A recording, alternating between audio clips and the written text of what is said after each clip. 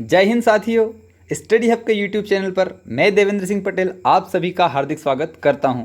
आज हम भारत रत्न के पार्ट 2 के अंतर्गत भारत रत्न के 1954 से आज तक के सभी प्राप्तकर्ताओं की सूची, साथ ही उन्हें किस वर्ष भारत रत्न दिया गया है और क्या उनकी विशेषताएं रही है, मतलब उन्हें क्यों भारत रत्न दिया है, वो सभी आज हम इस वीडियो में देखेंगे। साथियों, अगर आपने अभी तक भारत रत्न का पार्ट 1 नहीं देखा है तो वो आप एक बार पहले जरूर देख लीजिए, क्योंकि उसमें जो जितने भी भारत रत्न से संबंधित महत्वपूर्ण तथ्य हैं, फैक्ट हैं, उनको हम कवर कर चुके हैं।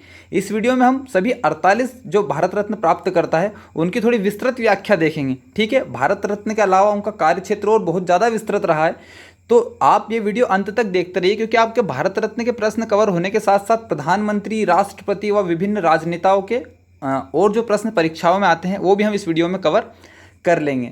ठीक है, तो स्टार्ट करते हैं। 1954 सबसे पहले भारत रत्न 3 हस्तियों को दिया गया था, जिसमें सबसे जो पहले थे वो थे डॉक्टर सर्वपल्ली राधाकृष्णन, महान शिक्षाविद व दार्शनिक। इन्हीं के जन्मदिन पर भारत में प्रत्येक वर्ष 5 सितंबर को शिक्षक दिवस मनाया जाता है। जो राधाकृष्णन जी ये देश के पहले उपराष्ट्रपति रहे 1952 से 62 तक। साथ ही भारत के पहले राष्ट्रपति डॉक्टर राजेंद्र प्रसाद के बाद देश के दूसरे राष्ट्रपति भी डॉक्टर सर्वपल्ली राधाकृष्णन रहे हैं। इन्हीं के साथ 1954 में दूसरे व्यक्ति चक्रवर्ती राजगोपालाचारी, जो भारत के प्रमुख राजनेता, वकील, लेखक व दार्शनिक हैं, ठीक है, उन्हें दिया गया था। जो सी राजगोपालाचारी हैं ये स्वतंत्र भारत के पहले व अंतिम भारतीय गवर्नर जनरल है। ठीक है, यहाँ पे ध्यान रखना, भारतीय गवर्नर जनरल है। अगर आपसे पूछता है कि स्वतंत्र भारत के पहले गवर्नर जनरल कौन है तो लॉर्ड माउंटबेटन। भारत के अंतिम वाइसराय कौन है तो लॉर्ड माउंटबेटन। अगर पूछता है कि स्वतंत्र भारत के पहले भारतीय गवर्नर जनरल तो कौन है, हमारे चक्रवर्ती राजगोपालाचारी।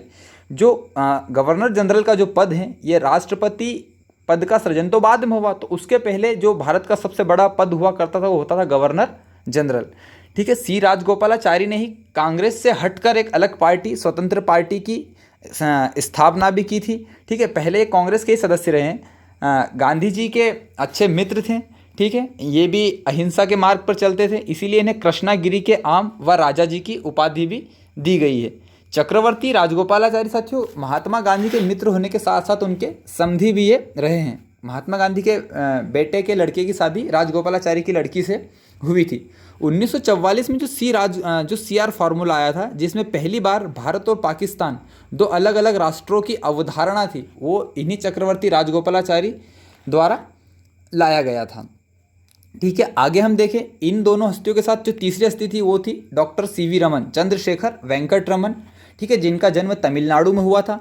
ठीक है, रमन प्रभाव के लिए इन्हें 1930 में नोबेल पुरस्कार भी दिया गया था। पहले भारतीय व पहले एशियाई वैज्ञानिक है जिन्हें क्या दिया था, नोबेल पुरस्कार मिला था। ठीक है, इन्होंने रमन प्रभाव, जो प्रकाश से संबंधित रमन प्रभाव है, उसकी खोज 28 फरवरी 1928 को इन्होंने की थी। उसी की स्मृति में प्रत्येक वर्ष भारत में 28 फरवरी को कौन सा दिवस मनाया जाता है, विज्ञान दिवस। यहाँ पे जो हम विभिन्न दिवसों को भी कवर कर लेंगे, इसमें कम से कम आपसे जो 48 भारत रत्न प्राप्त करता हैं उनमें हमारे 10 दिवस कवर हो जाएंगे। तो भारत हो या विश्व में कोई सा भी दिवस तब मनाया, मतलब उसके पीछे मनाने का कोई ना कोई सा लॉजिक है, तो वो भी हम इसमें कवर कर लेंगे। दूसरे वर्ष की बात करें 1955 में, तो 1955 में फिर 3 हस्तियों को दिया गया। डॉक्टर भगवान दास, भारत के प्रमुख दार्शनिक, शिक्षा शास्त्री और स्वतंत्र संग्राम सेनानी। अमेरिका का थियोसॉफिकल जो समाज है उसे ये मानते थे, इसीलिए भारत के प्रमुख भारतीय थियोसॉफिस्ट भगवान दास रहे हैं। उसके बाद देखें हम डॉक्टर M विश्वेश्वरैया। विश्वेश्वरैया जो है सिविल इंजीनियर थे, और जो इनका जो योगदान था, जो आपका मैसूर का कृष्णराज सागर बांध, साथ ही जो हैदराबाद की, जो आधुनिक हैदराबाद का निर्माण करने में भी इनका महत्वपूर्ण योगदान रहा है। इसीलिए इनकी स्मृति में, मतलब बहुत इन्होंने जो सिविल इंजीनियरिंग के क्षेत्र में बहुत ज़्यादा काम किया है, तो इसीलिए इनकी स्मृति में भारत में प्रत्येक वर्ष 15 सितंबर को जो है आपका इंजीनियर दिवस मनाया जाता है, या अभियंता दिवस। भारत के साथ साथ ही श्रीलंका व तंजानिया में भी इनकी स्मृति में ये जो इंजीनियर दिवस मनाया जाता है। आगे हम देखें, इन दोनों के साथ तीसरे व्यक्ति थे जवाहरलाल नेहरू, देश के पहले प्रधानमंत्री व सबसे लंबा कार्यकाल भी देश के पहले प्रधानमंत्री का रहा है, लगभग 17 वर्ष। 1947 से प्रधानमंत्री 1964 तक, जब तक इनकी मृत्यु हुई थी तब तक ये प्रधानमंत्री रहे थे। 1962 का जो भारत चीन युद्ध हुआ था तब उस समय प्रधानमंत्री जवाहरलाल नेहरू ही थे। ठीक है, बच्चों के बहुत प्रिय थे, इसलिए इन्हें चाचा नेहरू भी कहते हैं। और बच्चों से इनके प्रेम के कारण ही इनके जन्मदिन पर 14 नवंबर को भारत में प्रत्येक वर्ष बाल दिवस मनाया जाता है। इनका जन्म उत्तर प्रदेश के इलाहाबाद में 14 नवंबर 1889 को हुआ था और मृत्यु बाद में नई दिल्ली में हुई थी। इनकी जो समाधि है उसका नाम शांतिवन है। ये जो राजनीतिक करियर में कहाँ से सांसद थे, फूलपुर उत्तर प्रदेश से ये सांसद थे। कश्मीरी मूल के होने के कारण इन्हें पंडित नेहरू भी कहते हैं।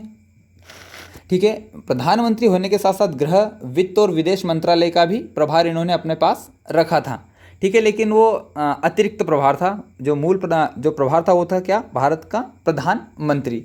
जवाहरलाल नेहरू के बाद हम देखें 1957 में पंडित गोविंद वल्लभ पंत को भारत रत्न दिया। ठीक है, आधुनिक भारत के वास्तुकार कहे जाते हैं। साथ ही प्रमुख भारतीय स्वतंत्रता सेनानी और उत्तर प्रदेश के कद्दावर नेता, जो कि वहाँ के पहले मुख्यमंत्री भी रहे हैं, गोविंद वल्लभ पंत। देश के गृह मंत्री भी रहे हैं ये। ठीक है, और हिंदी को जो राजभाषा बनाने में इनका महत्वपूर्ण योगदान रहा है। राष्ट्रभाषा बनाने के लिए भी इन्होंने बहुत ज़्यादा मांग उठाई थी गोविंद वल्लभ पंत ने। ये जो उत्तर प्रदेश के पहले मुख्यमंत्री हैं ना, ये फैक्ट आप जरूर याद कर लेना, क्योंकि एक बार MPSI में गुजरात के पहले मुख्यमंत्री पूछ लिए तो आप जो भारत के जितने भी महत्वपूर्ण राज्य और जो मध्य प्रदेश से जो टच करते हैं उन सभी राज्यों के मुख्यमंत्रियों की सूची जो पहले रहे उन्हें जरूर याद कर लो। और भारत के जो प्रमुख राज्य, क्योंकि अब अगर हम बात करें उत्तर प्रदेश की तो जनसंख्या भारत का सबसे बड़ा राज्य है, तो इसलिए आपके लिए फैक्ट इंपॉर्टेंट है। आप अपने लोकल जो आपका राज्य सिर्फ उसी के पहले मुख्यमंत्री का नाम याद ना करें। 1958 में धोंडो केशव कर्वे, जिन्हें महर्षि कर्वे भी कहा जाता है, भारत रत्न दिया गया था। इन्हें 100 वर्ष की उम्र में भारत रत्न दिया गया था, मतलब भारत रत्न प्राप्त करने वाले सबसे वृद्ध व्यक्ति ये रहे थे। ठीक है, महान समाज सुधारक व गणित के शिक्षक रहे थे। महिला कल्याण पर इन्होंने विशेष ध्यान दिया, जिसमें विधवा पुनर्विवाह व शिक्षा जैसे इनके कार्य क्षेत्र रहे हैं। इन्होंने खुद ने भी साथियों एक विधवा महिला से शादी की थी, धोंडो केशव कर्वे ने। और ये एकमात्र पहले ऐसे व्यक्ति है जिनकी जीते जी पोस्टल स्टाम्प पर फोटो आई थी। 1961 की बात करें तो डॉक्टर बिधान चंद्र राय, जो कि आधुनिक बंगाल के निर्माता कहे जाते हैं। ठीक है, डॉक्टर थे। ठीक है, इसीलिए इनकी स्मृति में भारत में 1 जुलाई को डॉक्टर डे मनाया जाता है। ये हमारा तीसरा या चौथा दिवस है अभी जो भारत रत्न प्राप्तकर्ताओं के बारे में अगर हमने पढ़ा है अभी तक तो। ठीक है, महान शिक्षाविद व स्वतंत्रता सेनानी रहे हैं ये। पश्चिम बंगाल के दूसरे मुख्यमंत्री भी रहे थे 1948 से लेकर 1962 तक। विधान चंद्र रॉय, या पश्चिम बंगाल में व को ब बोलते हैं तो विधान चंद्र रॉय। उनके बाद बात करें हम, उन्हीं के साथ पुरुषोत्तम दास टंडन को भी दिया गया, जो कि उत्तर प्रदेश के कद्दावर नेता, इसीलिए इन्हें यूपी के गांधी भी कहा जाता। अहिंसा के मार्ग पर चलते थे, स्वतंत्रता सेनानी। ठीक है, राज परिवार से संबंध है, एक ऋषि थे, इसीलिए इन्हें राजर्षि की उपाधि दी गई। हिंदी को राजभाषा बनाने में भी इनका महत्वपूर्ण योगदान रहा है। भारत विभाजन के मुखर विरोधी थे पुरुषोत्तम दास टंडन, मतलब 2 अलग अलग राष्ट्र की अवधारणा ये नहीं चाहते थे। इनके बाद हम देखें पुरुषोत्तम दास टंडन के बाद तो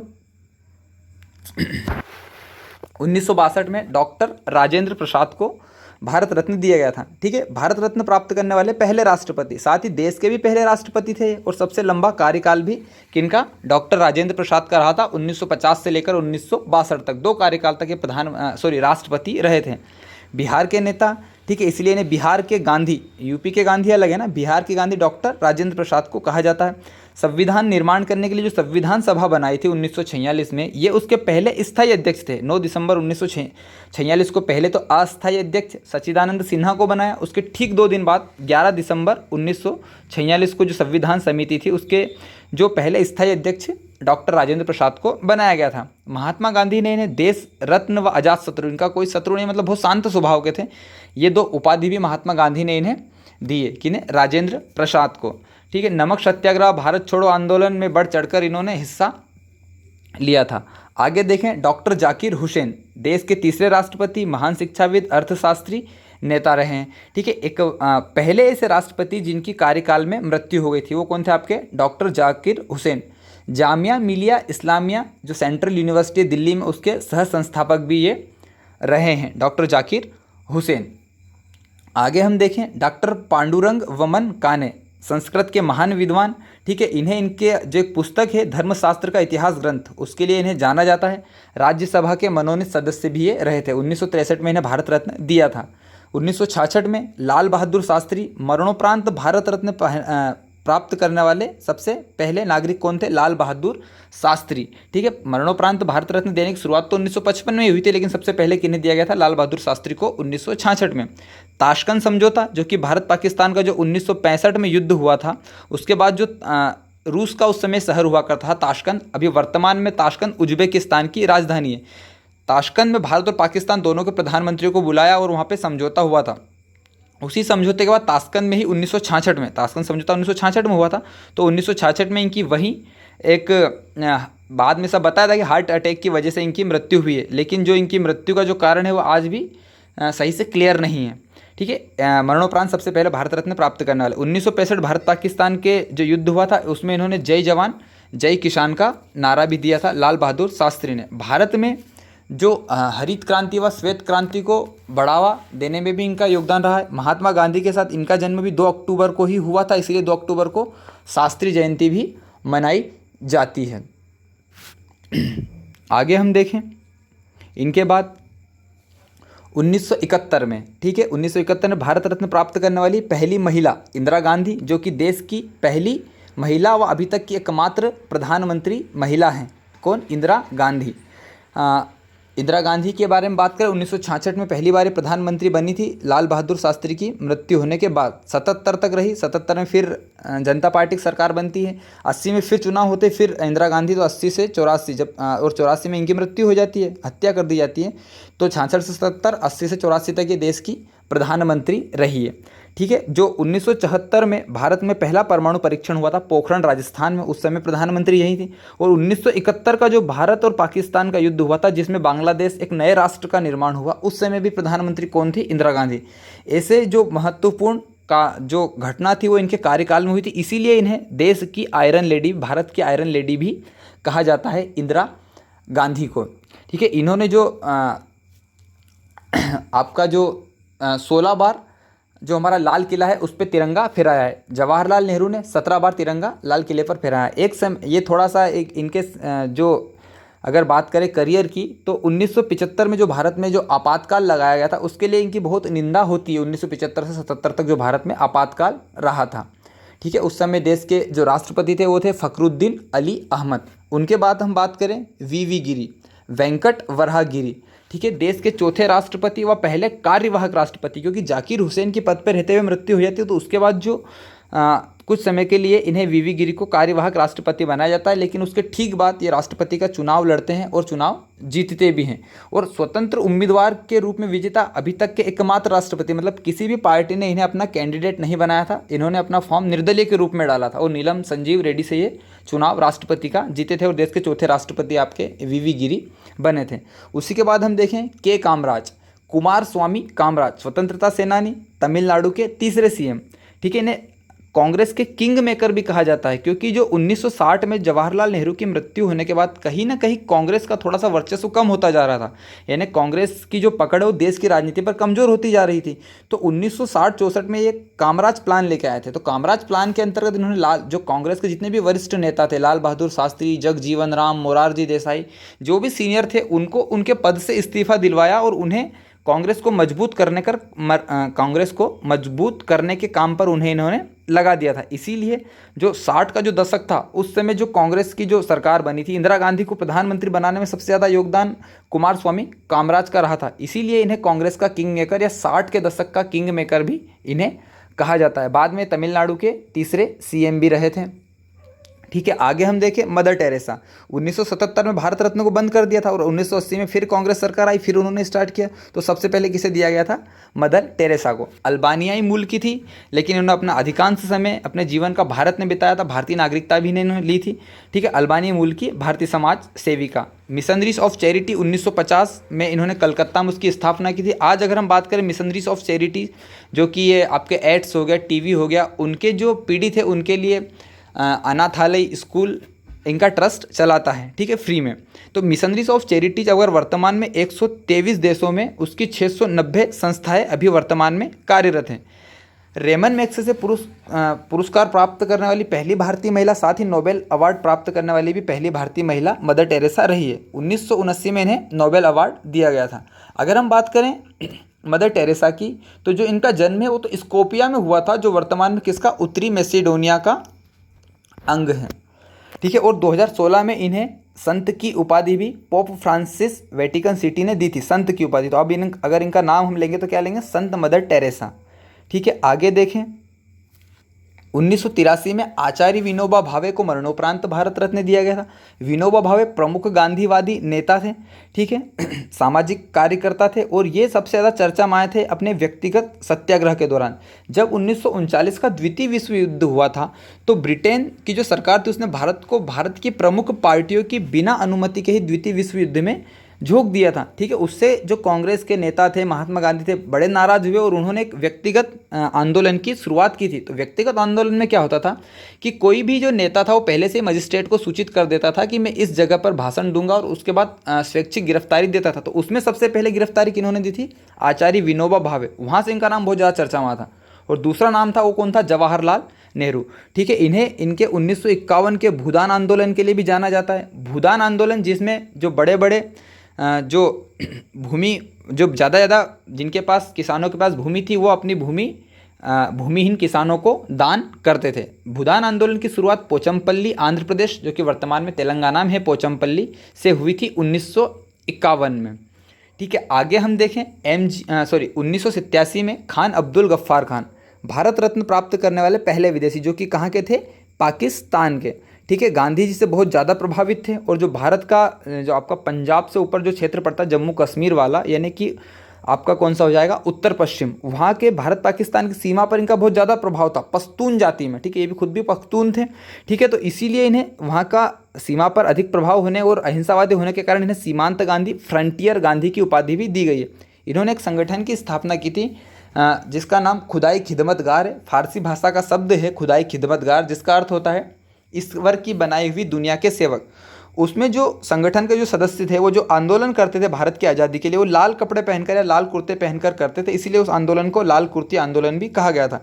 खान अब्दुल गफ्फार खान साथियों कभी भी दो देश मतलब पाकिस्तान की इन्होंने कभी मांग नहीं करी थी। मतलब ये एक ही राष्ट्र चाहते थे कि भारत का कभी भी विभाजन नहीं होना चाहिए। और जब विभाजन हुआ और जब ये पाकिस्तान में चले गए, ठीक है, तो ये उस समय भारत की सरकार से बहुत नाराज़ थे और इन्होंने ऐसा कहा था कि आपने हमें क्या किया कि पाकिस्तान के भूखे भेड़ियों के सामने डाल दिया, क्योंकि ये पख्तून थे और जो आपका उत्तर पश्चिमी जो क्षेत्र है वहाँ पे पख्तून जनजाति का बहुत ज़्यादा प्रभाव है। तो ये बाद में इन्होंने एक अलग राष्ट्र की भी मांग की थी, जो कि अभी अफगानिस्तान और पाकिस्तान की सीमा पर ये जनजाति निवास करती है। ठीक है, बाद में जो इनकी मृत्यु रहे पाकिस्तान में, लेकिन इनको दफनाया कहा गया था अफगानिस्तान में, जो इनकी अंतिम इच्छा थी।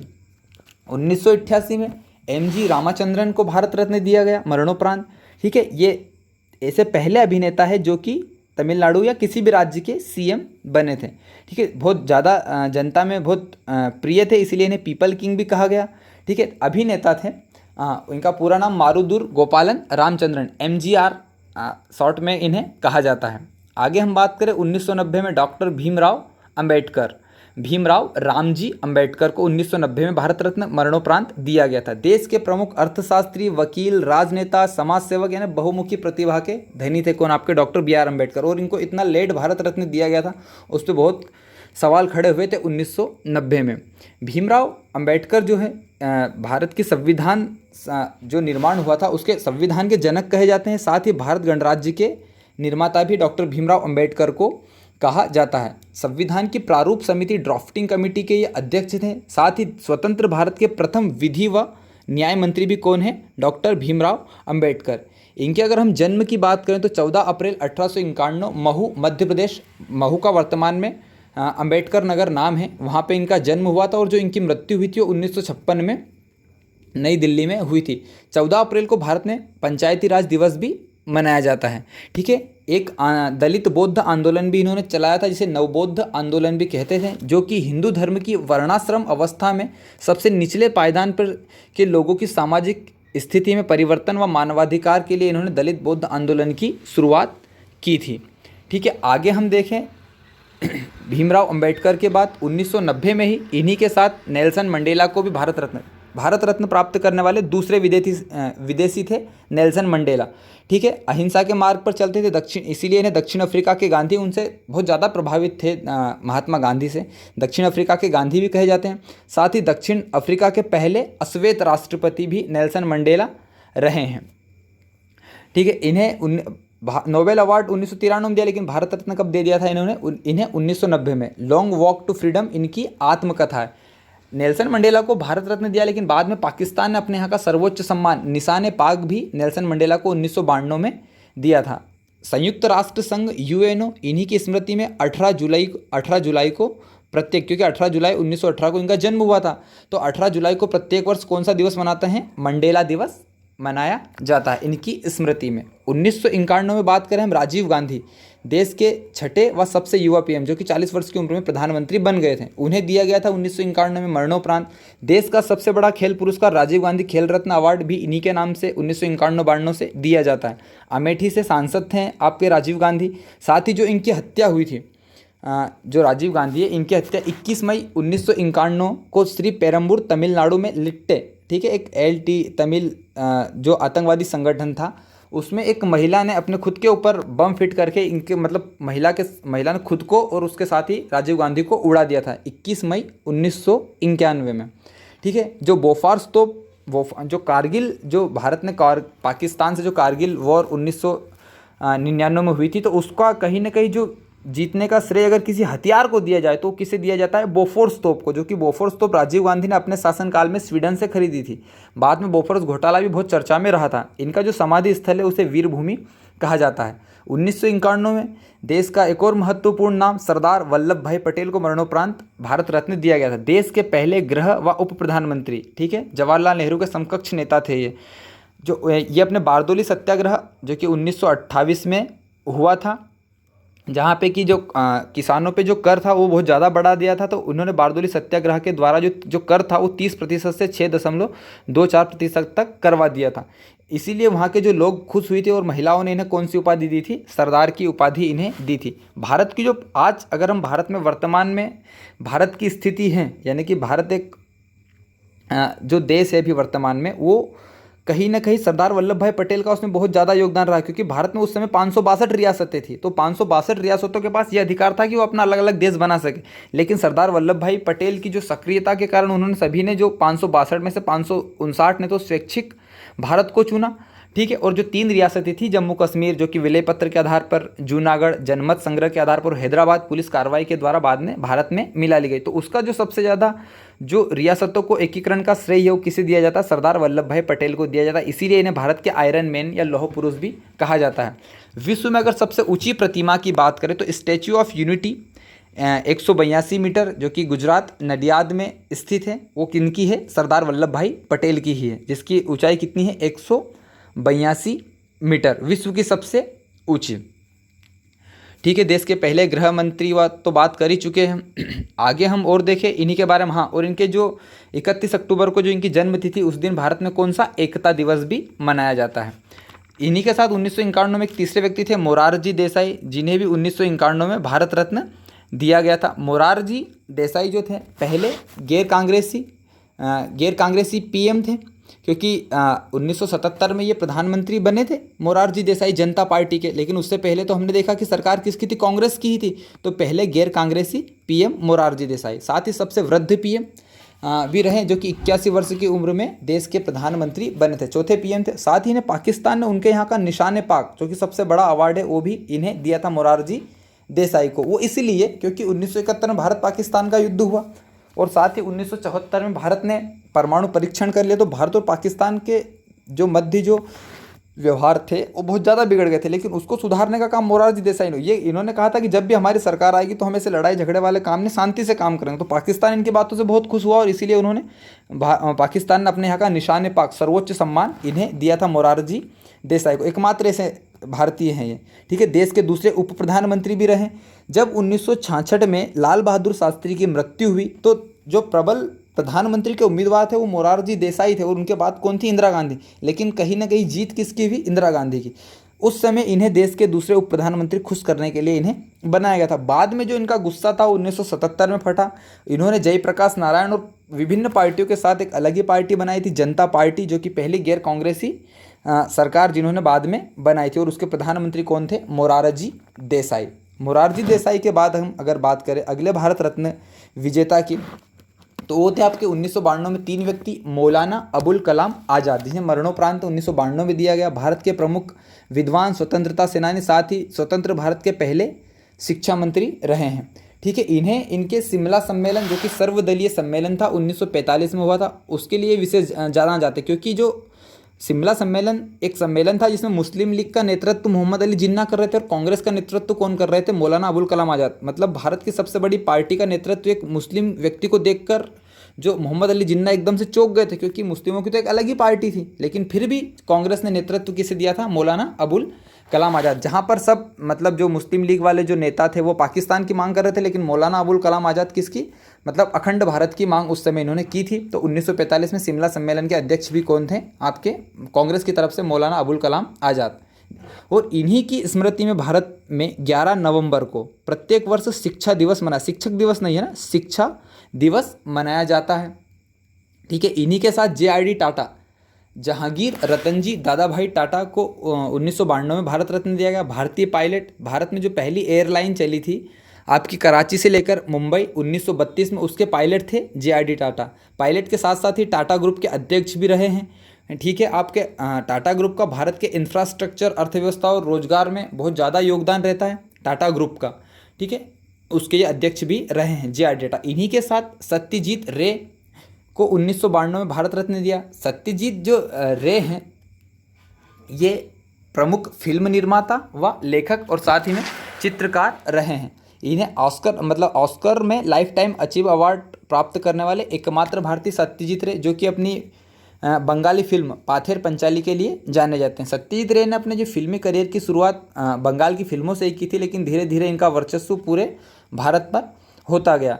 इन्हें भारत का फिल्म जगत का सबसे बड़ा दादा साहब फाल्के पुरस्कार से भी इन्हें नवाजा गया है। उनके बाद हम देखिए 1997 में अरुणा अशरफ अली को मरणोपरांत भारत रत्न दिया गया। भारत की महान शिक्षाविद, स्वतंत्रता सेनानी, राजनेता, जो कि अपनी ग्वालियर टैंक घटना के लिए जानी जाती है। 1992 में जब सभी प्रमुख नेताओं को बंद कर लिया, उस समय अरुणा अशरफ अली बाहर थी और 1992 मुंबई के ग्वालियर टैंक में इन्होंने भारत का तिरंगा फहराया था। साथ ही दिल्ली की पहली महिला महापौर और 1946 का जो नौसेना विद्रोह हुआ था उसमें उस समय के जो बड़े बड़े नेताओं ने सब ने अपनी गिरफ्तारी या विद्रोह कहीं ना कहीं रोक दिया था।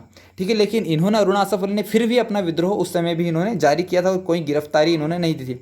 अरुणा अशरफ अली महान शिक्षित थी, इसीलिए इनका मूल नाम अरुणा गांगुली है, लेकिन इन्होंने शादी अपने से 20 वर्ष बड़े आसफ अली से की थी। वो भी देश के कांग्रेस के कद्दावर नेता थे और महान शिक्षाविद थे आसफ अली। अरुणा गांगुली से 20 वर्ष बड़े थे। ठीक है, और ये प्रमुख प्रकाशक भी रही है।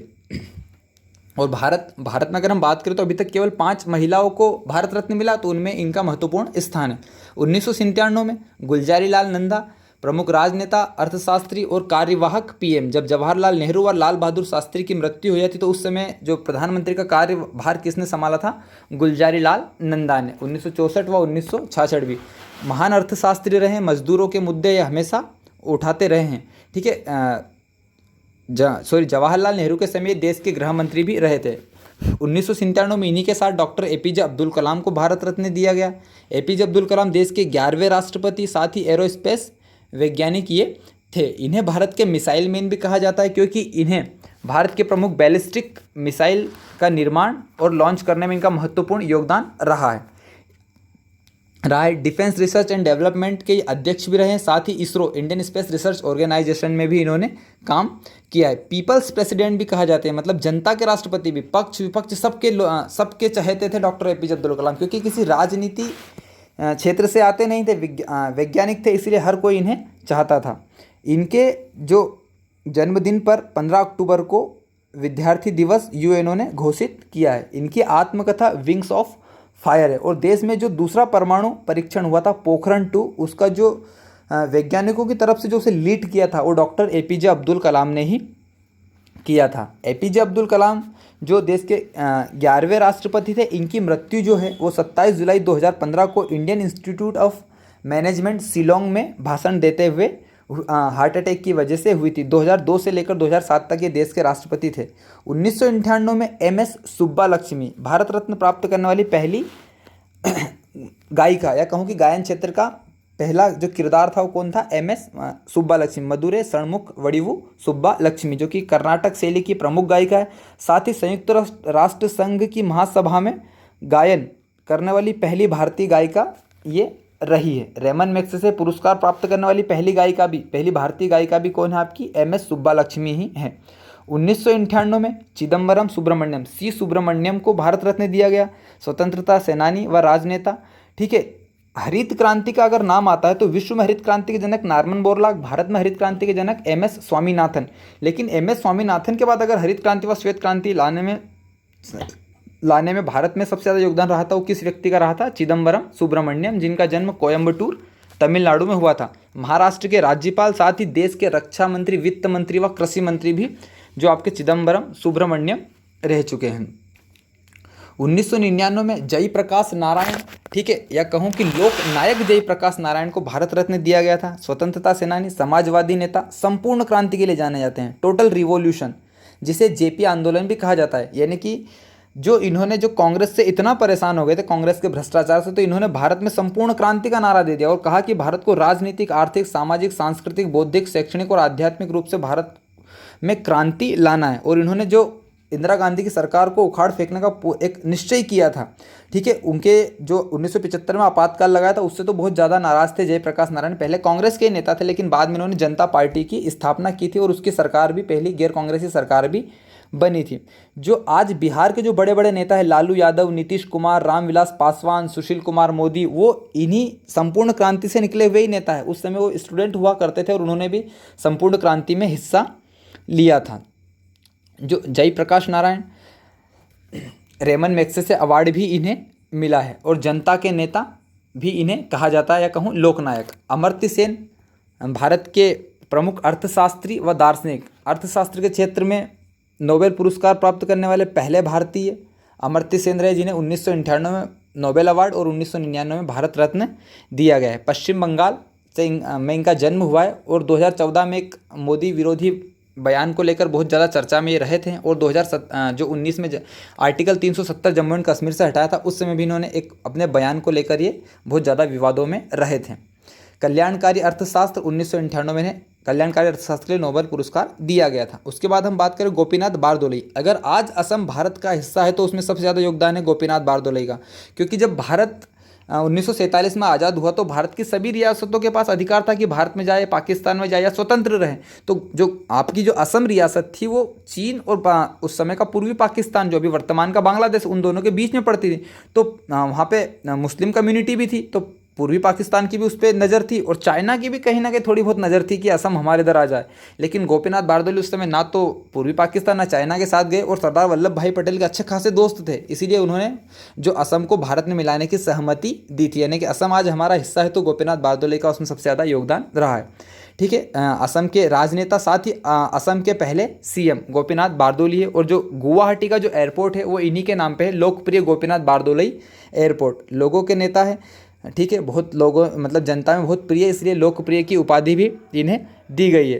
ठीक है, 1999 में चौथे व्यक्ति थे, वो थे रविशंकर, भारत के प्रमुख शास्त्रीय संगीतकार, साथ ही भारतीय संगीतज्ञ और ग्रैमी अवार्ड प्राप्त करने वाले पहले भारतीय, जिन्हें पंडित व सितार वादक की उपाधि भी दी गई है। रविशंकर की जो दो बेटी है, एक तो अनुष्का शंकर और नोरा जोन्स, तो इनकी जो नोरा जोन्स बेटी है ना, उसे तो 9 ग्रैमी अवार्ड मिले हैं। ग्रैमी अवार्ड संगीत क्षेत्र का भारत का विश्व का सबसे बड़ा पुरस्कार, तो इनकी बेटी थी नोरा जोन्स, जिसे 9 ग्रैमी अवार्ड मिले हैं। रविशंकर का जो मूलतः नाम था वो रविशंकर चौधरी था। रविशंकर चौधरी के बाद हम बात करें 2001 में लता मंगेशकर, भारत की प्रमुख प्लेबैक सिंगर, संगीत निर्माता, जिन्हें स्वर कोकिला, संगीत महारानी व राष्ट्र की आवाज़ के उपनाम से भी जाना जाता है। ये पार्श्व गायिका, प्लेबैक सिंगर ये भारत में होते हैं, यानी कि जब भारतीय फिल्म जो होती है उसमें एक्टिंग अभिनय तो एक अभिनेता करता है, लेकिन जो गाने का काम है वो एक गायक के द्वारा किया जाता है, यानी कि पर्दे के पीछे रहकर गाना, उसे कहते हैं पार्श्व गायक या गायिका या प्लेबैक सिंगर। ठीक है, लता मंगेशकर को 2001 में भारत रत्न दिया गया। लता मंगेशकर ने 36 भारतीय व अंतर्राष्ट्रीय भाषाओं में गाने का काम किया है। साथ ही 10,000 से ज़्यादा फिल्मों में इन्होंने गाने गाए हैं। पुराने गाने, गम भरे गाने, देशभक्ति गाने, ए मेरे वतन के लोगों, ये इन्हीं के द्वारा गाया था। लता मंगेशकर के द्वारा स्वर साम्राज्ञी की उपाधि भी इन्हें दी गई। इंदौर मध्य प्रदेश में इनका जन्म हुआ था। 2001 में उस्ताद कमरुद्दीन बिस्मिल्लाह खान जो प्रमुख शहनाई वादक है उन्हें भारत रत्न दिया गया था। उसके बाद हम बात करें 2009 में भीमसेन जोशी या कहूँ भीमसेन गुरुराज जोशी को, जो कि प्रमुख भारतीय शास्त्रीय संगीतकार है, उन्हें भारत रत्न दिया गया था। और जो इनके जो भीमसेन जोशी के जो अमेरिका में जब न्यूयॉर्क में जो कार्यक्रम होता है ना, तो न्यूयॉर्क की सड़कों पर इनके पोस्टर रहते हैं। इससे पहले भारतीय गायक हैं जिनके पोस्टर न्यूयॉर्क में लगते थे, न्यूयॉर्क की सड़कों पर लगते थे। उन्हें 2009 में भारत रत्न दिया गया। ठीक है, कर्नाटक के हैं ये भीमसेन जोशी। 2014 में चिंतामणि नगेशा रामचंद्र राव या कहूँ CNR राव, रसायन वैज्ञानिक हैं ये, इन्हें भारत रत्न 2014 में दिया गया। इन्होंने अपने करियर में 1600 से ज़्यादा रिसर्च पेपर पब्लिश किए हैं। साथ ही इन्हें 60 विभिन्न यूनिवर्सिटियों से 60 डॉक्टरेट की उपाधियाँ मिली है। साथ ही इन्होंने अपने करियर में 51 बुक पब्लिश की है। ठीक है, और नोबेल अवार्ड के अलावा विज्ञान के क्षेत्र में जितने भी बड़े पुरस्कार हैं सभी ये प्राप्त कर चुके हैं CNR राव। सिर्फ नोबेल अवार्ड ही इन्हें नहीं मिला विज्ञान को, और विज्ञान के क्षेत्र में विश्व का ऐसा कोई सा पुरस्कार नहीं है जो कि CNR राव को नहीं मिला। जब इन्हें भारत रत्न दिया तो थोड़े ये विवादों में, मतलब कुछ लोगों ने इन पर सवाल भी उठाए थे, क्योंकि इनसे पहले जो उनका लोगों कहना था कि होमी जहांगीर बाबा, सतीश धवन, विक्रम साराभाई जैसे भारत में वैज्ञानिक हुए, उन्हें भारत रत्न क्यों नहीं दिया गया। ठीक है, इन्हीं के साथ 2014 में सचिन रमेश तेंदुलकर को दिया गया, जो कि सबसे युवा प्राप्त करता है भारत रत्न, जिन्हें 40 वर्ष की उम्र में 2014 में दिया गया था। और खेल के क्षेत्र में पहले ऐसे व्यक्ति जिन्हें भारत रत्न दिया गया था। क्रिकेट इतिहास के भगवान या महानतम बल्लेबाज, ठीक है, जिन्हें एयरफोर्स ने ग्रुप कैप्टन की मानद उपाधि भी दी है, पहले खिलाड़ी हैं ये एयरफोर्स में ग्रुप कैप्टन की उपाधि पाने वाले। लिटिल मास्टर या मास्टर ब्लास्टर की संज्ञा भी इन्हें दी जाती है। दाएं हाथ के बल्लेबाज हैं। ठीक है, अगर मैं बात करूं कि अंतर्राष्ट्रीय क्रिकेट में सबसे ज़्यादा रन सचिन तेंदुलकर, एक दिवसीय में भी सबसे ज़्यादा, टेस्ट में भी सबसे ज़्यादा 30,000 से ज़्यादा रन इन्होंने अपने करियर में बनाए। 100 शतक लगाने वाले विश्व के एकमात्र बल्लेबाज सचिन तेंदुलकर। सबसे ज़्यादा वनडे शतक इन्हीं के हैं, सबसे ज़्यादा टेस्ट शतक भी इन्हीं के। और वनडे में पहला दोहरा शतक भी सचिन तेंदुलकर ने ही पहली बार दोहरा शतक वनडे में लगाया था। ठीक है, उसके बाद हम देखें 2014 के बाद 2015 में मदन मोहन मालवीय, जिन्हें महामना भी कहा जाता है, मरणोपरांत भारत रत्न दिया गया। 2015 में महान शिक्षाविद, विद्वान व राजनेता हैं। ठीक है, जो पूना समझौता 1932 में अंबेडकर जी और महात्मा गांधी जी के बीच में हुआ था, उस समय जो हिंदू धर्म की तरफ से उस जो पूना पैक्ट पर साइन किसने की थी, मदन मोहन मालवीय। और एक तरफ से लीड आपके कौन कर रहे थे, महात्मा गांधी, लेकिन उस पर साइन किसने की थी, मदन मोहन मालवीय ने। ठीक है, महात्मा गांधी की साइन नहीं है उस पर। अखिल भारतीय हिंदू महासभा के संस्थापक व आपकी बनारस हिंदू विश्वविद्यालय के संस्थापक भी ये मदन मोहन मालवीय हैं। ठीक है, और कांग्रेस के 4 बार अध्यक्ष भी रह चुके हैं। इन्हीं के साथ 2015 में अटल बिहारी वाजपेयी, राजनीति का सबसे प्रमुख चेहरा, जिसे हर पक्ष या हर जो दल है, दल के जो प्रमुख नेता सब इन्हें चाहते थे। अटल बिहारी वाजपेयी 5 दशक तक ये भारतीय संसद के सदस्य रहे हैं। 1957 बलरामपुर से पहली बार ये सांसद थे, तो 1957, फिर ग्वालियर में 1971, नई दिल्ली 1977 से ये सांसद रहे। फिर लखनऊ से चुनाव लड़े, बाद में एक बार राज्यसभा से भी 1986 से लेकर 1991 तक ये सांसद रहे हैं। और ये अपने कार्यकाल में 3 बार प्रधानमंत्री रहे हैं। 1996 में ये सिर्फ 13 दिन के लिए। तो अगर मैं बात करूँ कि सबसे कम समय तक वहाँ कौन से भारतीय प्रधानमंत्री जो कि सबसे कम समय तक रहे हैं, तो वो कौन है आपके, अटल बिहारी वाजपेयी, जो कि 1996 में मात्र 13 दिन तक प्रधानमंत्री रहे थे। और सबसे ज़्यादा दिन तक जवाहरलाल नेहरू 1998 फिर प्रधानमंत्री बने, 13 माह तक रहे। 1999 फिर प्रधानमंत्री रहे, 5 वर्ष तक ये फिर प्रधानमंत्री रहे, यानी कि पहले गैर कांग्रेसी प्रधानमंत्री जिन्होंने अपना कार्यकाल पूरा किया था। जो नरेंद्र मोदी सरकार है, उन्होंने इनके जन्मदिन 25 दिसंबर को भारत में सुशासन दिवस घोषित किया। एक और दिवस आ गया आपका, ठीक है, कौन सा दिवस, गुड गवर्नेंस, सुशासन दिवस, जो कि 25 दिसंबर को भारत में मनाया जाता है। ठीक है, भारतीय जनसंघ जो कि बीजेपी का जो मूल रूप है वो भारतीय जनसंघ से शुरुआत मानी जाती है। तो भारतीय जनसंघ की जब 1951 में स्थापना हुई थी ना, उसके संस्थापक सदस्यों में से भी ये रहे हैं। बाद में 1977 में जनता पार्टी की स्थापना हुई, उसमें भी ये रहे थे। और 1980 में भारतीय जनता पार्टी की स्थापना हुई थी 1980 में। तो पहले जो भारतीय जनता पार्टी के जो अध्यक्ष थे वो कौन थे, अटल बिहारी वाजपेयी। ठीक है। 16 अगस्त 2018 को नई दिल्ली में इनकी मृत्यु हो गई थी। और ये जो इनका स्मारक स्थल है, समाधि स्थल है, उसका नाम है सदैव अटल। ठीक है। उनके बाद हम बात करें 2019 में, प्रणब मुखर्जी देश के 13वें राष्ट्रपति और 5 दशक तक इनका भी राजनीति पर प्रभाव रहा। वित्त, रक्षा, विदेश मंत्री भी रहे हैं देश के, साथ ही लोकसभा के अध्यक्ष भी रहे हैं प्रणब मुखर्जी। और आरएसएस के कार्यक्रम में संबोधन देने वाले देश के पहले राष्ट्रपति कौन है आपके? प्रणब मुखर्जी। पश्चिम बंगाल में इनका जन्म हुआ था। 2012 से लेकर 2017 तक ये राष्ट्रपति रहे थे, 2 अलग अलग सरकारों में। यानी कि पहले तो जो 2014 तक थी वो किसकी? कांग्रेस सरकार थी, उस समय भी राष्ट्रपति, और जब मोदी सरकार आती 14 उस समय भी राष्ट्रपति। लेकिन दोनों अलग अलग दलों की सरकार में राष्ट्रपति रहे, फिर भी इनका मैनेजमेंट बहुत दोनों से अच्छा था। इसीलिए उनके इन कामों से सरकार ने खुश होकर 2019 में, प्रणब मुखर्जी कांग्रेस के नेता हुआ करते थे, लेकिन 19 में सरकार किसकी थी? बीजेपी की। तो उनके कामों से प्रभावित होकर फिर भी बीजेपी ने इनको, या जो भी अभी सरकार है वर्तमान की एनडीए की सरकार है, उन्हें 2019 में भारत रत्न दिया। इन्हीं के साथ नानाजी देशमुख, जो कि महान समाज सुधारक व राजनेता आरएसएस संबंधित है आपके नानाजी देशमुख। पूरा नाम इनका चंडिका दास अमृतराव देशमुख है। भारतीय जनसंघ के संस्थापक सदस्यों में से रहे, लोकसभा राज्यसभा के सदस्य भी रहे हैं। ठीक है। आरएसएस के ये प्रमुख कार्यकर्ता थे। उन्हें मरणोपरांत 2019 में भारत रत्न दिया गया। 2019 में 3 लोगों को दिया गया। तीसरे थे भूपेन हजारिका। ठीक है। असम के प्रमुख पार्श्व गायक, अपने जो गायन की जो शुरुआत की थी असमी गीतों से की थी, लेकिन धीरे धीरे पूरे भारत में इनका प्रभाव हुआ। ठीक है। प्रमुख संगीतज्ञ, कवि व फिल्म निर्माता। भारत का सबसे लंबा जो सड़क पुल है वो कौन सा है आपका? वर्तमान में भूपेन हजारिका सेतु, जो कि असम के तिनसुकिया में बना है, जिसकी लंबाई कितनी है? 9.15 किलोमीटर, जो कि ब्रह्मपुत्र की सहायक नदी लोहित नदी पर बना हुआ है। वो इन्हीं के नाम पर रखा गया है। पहले उसका नाम ढोला सादिया ब्रिज था, लेकिन 2017 में उसका नाम बदलकर क्या कर दिया? भूपेन हजारिका सेतु। ठीक है। प्रमुख संगीतज्ञ, कवि व फिल्म निर्माता है, असम के हैं। तो ये 48 हस्तियों को बारे में मैंने आपको पूरी जानकारी बताई साथियों। तो जो है आपका आज के इस वीडियो में इतना ही। अगर आपको वीडियो पसंद आए तो आप वीडियो को लाइक करें। आगे भी आप ऐसे ही वीडियो प्राप्त करना चाहते हैं तो चैनल को सब्सक्राइब और बेल आइकन को क्लिक करना ना भूलें। इस वीडियो में इतना ही। अगले वीडियो में मिलते हैं जल्द ही। जय हिंद, जय भारत।